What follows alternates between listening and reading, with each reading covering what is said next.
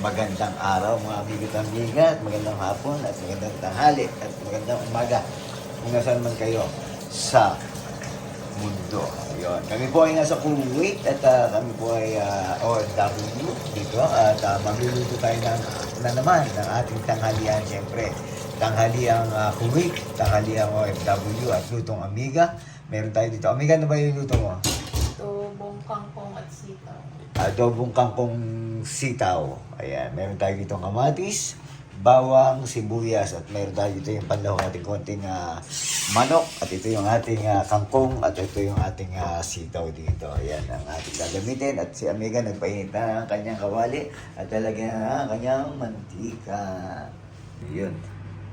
Lagyan natin ang mantika, ang ating legendary dami ang pinaglutuan nito, itong kawaling to. At simulan natin ang ating pagigisa. Okay, simulan na, Amiga. Bawang muna. Ang gagawin mo sa bawang, i-fry mo muna. Parang yan yung magiging toppings mo sa ating adobo, right? Yes, alright. May fried garlic. Kaya tayo ng sibuyas. Okay na ito ng ating bawang. Ito na. Na-prito na ni Amiga ang ating bawang. Ayan o. Kasi ito yung pagka-toppings niya daw eh. Tapos bigisan tayo ng sibuyas. Ito yung ating sibuyas na masarap at murang-mura dito sa Kuwait. Pati bawang mura dito. Pati kamatis, di ba mura rin, no? Ngayon, mura. Wala ko pang sa... Basta simula yung dumating kami dito, mura naman itong mga ganito. May bawang, sibuyas, kamatis.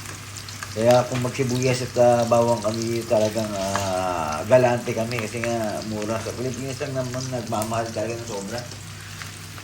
At siyempre, lalagyan na ni Amiga ang kanyang kamatis. Gisa-gisa lang yan, Amiga. Oka. Okay. Ito masarap na ulam namin ni Amiga ngayon. Itong ating adobong kangkong at sitaw. Ito yung ulam OFW ngayon. Tanghalian natin dito sa Kuwait. At ito yung ating magiging papapakin. Kasi wala naman tayong kain ngayon. Hindi naman kami nagkakain ng Amiga. Siguro papartner naman namin siya ng bread. Yun lang. Garlic bread. Init lang natin. Yun ang magiging partner ng ating adobong kangkong sitaw na may halong chicken. Yan, lalagay niya Amiga yung chicken na ating magiging lahok sa ating adobong kangkong at sitaw. Yan. Masarap ito na amigo-amiga. Kasi mga nakarang ulam natin, mga pampulutan, ito naman, pagkain ano ba to? Pagkain probinsya, Amiga. Yan, ito pagkain probinsya. No? Kasi mga sana panoorin niyo yung mga naluto natin mga nakaraan.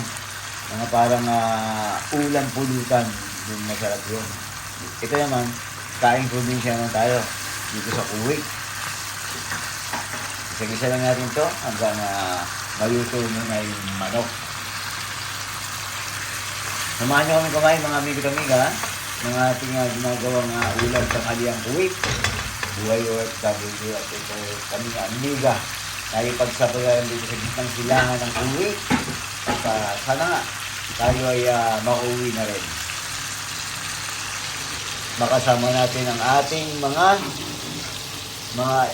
kahit pa paano meron tayong naipundar doon at malasap naman natin siya kahit pa paano habang tayo malakas pa. Tinakpan na ng Amiga. So, buksan na natin. Medyo Amiga ng paminta. Kita nyo ang aming kawali. Kaya na sinabi ko, ang dami na ang pinagdaanan yan. Ang dami ng pinaglutuan yan. Itong kawali. So, sir, magluto dyan sa kawaling ganito eh, no? Amiga. Medyo ng paminta ni Amiga, halu-haluin lang at ilagay na natin ang sitaw kasi medyo matagal maluto ang sitaw. Lagay na natin yung sitaw na yan. Ayan, no? Yung sitaw na yan, di lang saan yan, Amiga? Dito na sa bakala, no? Ayan. Kasi sa mga bakala may nakasitaw at gulay nyo. Mas masariwa pa nga ang gulay dyan, no? Sa bakala o tindahan dito, no? Lagi na po, bibili kayong pipino. Masariwa pa dito sa mga bakala. Siyempre, lagyan niya amigo ng toyo. Dapat yung light sauce lang nilagay niya siya, no? Sa bagay, meron ka pa rin. Okay, toyo. Ang nilagay na amiga. Halu-haluin lang. Ang ating sitaw. Sitaw muna. Matagal ba ka rin magluto ang sitaw, amiga? Matagal, syempre. Okay. Matagas. Kung tutusin niya, pwede nga lang adobo sitaw, ganyan lang, no? Pwede na, no? Kahit wala ng kangkong. Pero siyempre, sarap yan may kangkong para may kakaiba siyang siyempre, pagka-adobo, hindi mawawala ang suka. Hindi siya magiging kompletong adobo pag walang suka. Tama ba? Tama. O, ayan, ang ating adobong sitaw muna. Mamaya, pagkasimahan natin, adobong sitaw kangkong. Lagyan natin ang kangkong. Kangkong natin. Siyempre, hindi na siya adobong sitaw ngayon. Adobong sitaw at kangkong na may halo tayong chicken. Yan yung pananlaw natin sa ating adobo. At halo-haloin lang natin yan. Saglit lang naman lutuin yung kangkong, no? Amiga?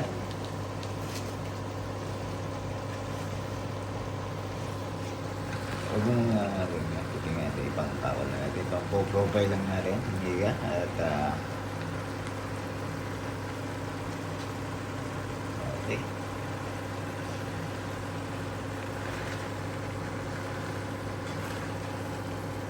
Yan na, paluto na ang ating adobong kangkong sitaw.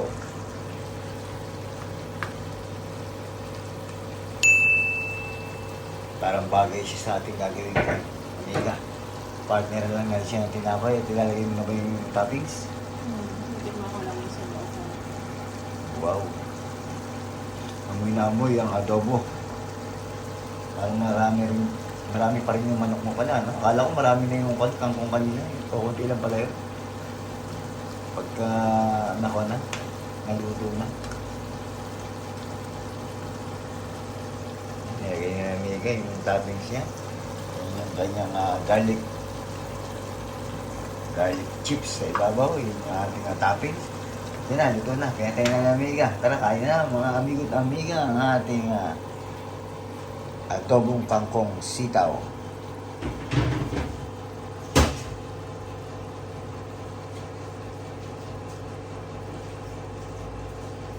Kain tayo mga amigo at amiga at ang ating adobong kangkong at sitaw at may halong manok. Tikman na natin. Siyempre ito yung gusto natin. Tikiman na. Ayan ang ating kangkong.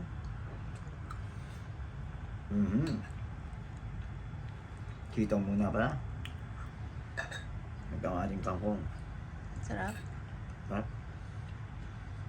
Sarap yung may fried garlic. Ano? Ba't manamis naman siya? Ba't siyang May konting sugar. Ha? Pagyan natin ang isda.